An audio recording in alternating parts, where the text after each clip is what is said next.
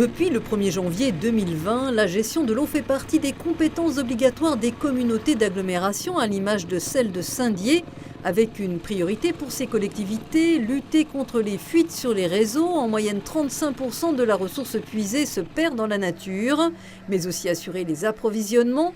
La commune de Moyen-Moutier, avec un nouvel EHPAD, avait ainsi besoin de plus d'eau.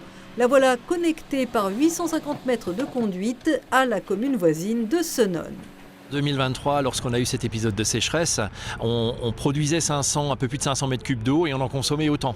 C'est-à-dire qu'on n'avait aucune marge de manœuvre et l'EHPAD arrivant, on risquait de consommer 100-150 mètres cubes de plus, donc forcément un déficit de production. Ce type de chantier permet de trouver des solutions pour l'avenir. L'eau est précieuse et ces travaux ont un coût 846 000 €, subventionnés à 60% par l'agence de l'eau, 20% par le département et le reste à la charge de l'agglomération des Hauts-Daciennes.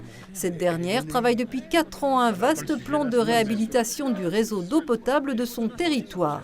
Un diagnostic de tout ce qu'on a hérité, qui était loin d'être satisfaisant, plus des 2 années de sécheresse qui sont arrivées, donc il a fallu choisir au plus rapidement. Il y a 3 choses qu'il faut prendre en compte. 1, le service, c'est-à-dire livrer de l'eau en quantité à l'abonné, qui n'est pas le robinet vide le matin seulement. La deuxième chose, c'est la qualité de l'eau.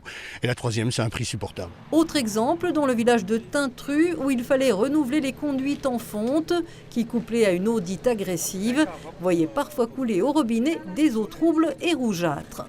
56 km, nous, de canalisation sur la commune de Tintru.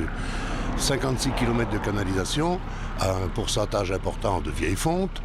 La nuit, personne n'utilise de l'eau, l'eau stagne dans les canalisations et donc au matin, tout le monde prend sa douche et tout, etc. Ça fait un petit peu de mouvement, ça remue un petit peu donc tout ce qui est dans les tuyaux, ce qui explique que ces eaux, quelquefois, sont un petit peu troubles, voilà.